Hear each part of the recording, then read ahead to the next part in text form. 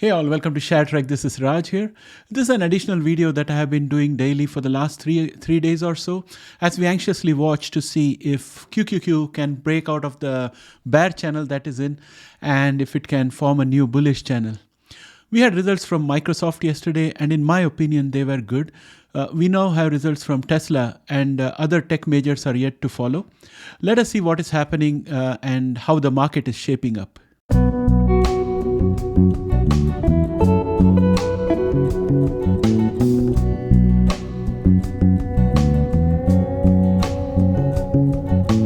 Welcome back.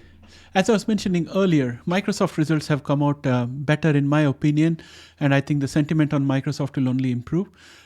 And Tesla also, they met a good deal of the expectations, but the fact that they have done a lot of price cuts is putting a little bit of stress in the forward-looking area, because now they have to compensate for this by selling higher volume. Whether that can be done, because pre-sold or pre-used Tesla is going to be competing with new Teslas. So that's one of the things. Tesla might be cannibalizing its own market. That's my fear. But let us see how it pans out. Overall, I hope it's good. But then going on into the first week of February, we have a lot of important index movers in the tech sector which are going to report. First up is Meta, which is going to report after market hours on the 1st of February, and after that we have got Apple, and we have got Google as well as Amazon. All three of them are reporting on the 2nd of February after hours. So I'm thinking that somewhere around 2nd of February or 3rd of February, actually around 3rd of February, we'll have a very clear idea of which way the market is going, because there'll be pronouncement by these companies. And I think Microsoft as well as IBM both have said that they're expecting the first quarter to be the same like Q4 of December 2022. And in Q4 of December 2022, both of them have been profitable, and they more or less met the expectations. So I think that we should be fine, but let us wait and see. Things are going to be in a flux until then. And I think I was right about Microsoft. The shares opened low in the morning, but rapidly picked up as the day progressed. Overall, they came up with good results despite difficult conditions, and were upfront about their next quarter. I'm happy with the stock, and I think though cloud segment has been under pressure as various companies control their capex in light of tight economic conditions, but as even Satya Nadella is on record saying that cloud business may not be down forever, and things are going to turn around. I think the future is bright because cloud is the future, and I can definitely see a bounce back, because right now many companies have shelved their expansion plans, and they have reduced their capex in order to contend with the tight economic situation. And because of that, cloud was definitely bound to suffer a bit. But still, Microsoft did 18% growth on its cloud revenues. So that's good in my books. Next, if we look at Tesla, despite the fact that I was so apprehensive yesterday, I must admit that I was happy to see that Tesla outperformed the market expectation in terms of EPS at 1.19 against expectation of 1.13. That's a beat of around 6 cents. It's pretty phenomenal in my mind. But they came a bit shy of the revenue estimate at 24.67 billion. It was a very minor miss as far as revenue is concerned. I don't think it's any big deal. Overall, a great performance given my fears for Q4 2022. I am cautiously optimistic about Tesla because the huge price cuts will eat into the margins and have to be compensated with increased sales volume. Given that we are heading into a recession, or at the very least a slowdown, will the customer have the appetite for big ticket purchases? And will pre-owned Tesla cannibalize the Tesla market in this tough market condition where some may want a Tesla but cannot afford the full price? After all, pre-owned Tesla prices have fallen as well. That is my reason for caution. But overall, I'm very optimistic. The other company to look at is IBM, which bet earnings and revenue expectations, and also announced that they would cut 1.5% of the workforce, which amounts to roughly around 4,000 employees. Similar to Microsoft, they have maintained their earlier revenue guidance, so no surprises in that end. And Chevron is an example, in my opinion, of what is wrong with excessive capitalism. They announced a tone-deaf $75 billion stock buyback program, Most of our inflation is driven by high gas prices. I'm going to talk about that in a separate video. The price gouge from the customer in such a difficult time is going to be transferred to wealthy shareholders as share buyback. This, in my opinion, is not only tasteless but strategically the wrong thing to do at this point of time. Moreover, money market funds will continue to attract money as yields are high.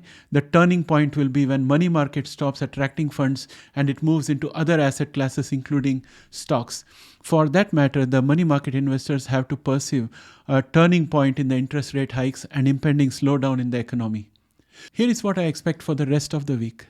Let's take Thursday, January 26. We are going to get a bunch of economic data points. Let us start off with the first one. The first one is GDP growth rate advance estimate, and it is expected to come in at 2.7%, down from 3.2% in the previous reading. Durable goods orders month over month, which is expected to come in at 2.2% as against minus 2.1% in the previous period.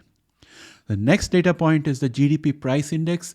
Quarter on quarter, advance estimate is estimated to come in at 3.1%, down from 4.4% in the previous period. Next, I'm looking at wholesale inventories month on month. Advance estimate is expected to come in at 0.4%, down from 1% in the previous period. We have a very critical data point, that is initial jobless claims. 4-week average is estimated at 202K or 202,000, up from 206,000 in the previous period. Real consumer spending, which is again a very important metrics. Real consumer spending quarter on quarter advance estimate is estimated to come in at 1.9%, down from 2.3% in the previous period. Core personal consumption expenditure quarter over quarter advance estimate for December 2022 is estimated at 3.9%, down from 4.7% in the previous reading. Then let's look at Friday, January 27. We are going to get three major economic data points. One is the core PCE month on month. The other is personal spending month over month. And then the Michigan consumer sentiment final. So these are the data points for Friday. We'll talk about that tomorrow. So as you can see, there's a whole bunch of economic data which will perform the role of catalyst, both negative and positive. And I expect volatility in the last 2 days of this week. And of course, on Friday, you have options expiry also taking place. So all of these things are going to start acting up as we go into the last 2 days of the week. And we need to keep an eye on the tech majors, as I think they will lead the charge back to better days. Another thing we need to keep track of is the debt ceiling negotiations. Here are the possibilities we do not want to see happening. The first possibility that we don't want to see happening is not resolving the debt ceiling before Janet Yellen's deadline. This could cause downgrade of US credit rating and can hit the US dollar and import and therefore create inflation coming in, because import prices will go up and that will lead to higher prices for commodities and it will lead into inflation. The second thing that we don't want to see happening is cut of Social Security. If that happens, the purchasing power of many people will be gutted and it can push the economy into a recession because of a sharp slump in demand of essentials. And I'm hoping that the polarized political leaders do the right thing and conclude reasonable negotiations and approve the debt ceiling in time. And therefore, I'm concluding that we are not yet out of the woods and there's going to be a lot of volatility ahead of us, especially for the next 2 days and also until we have a debt ceiling resolution. And as I mentioned earlier, February 1 and February 2 are going to be critical points.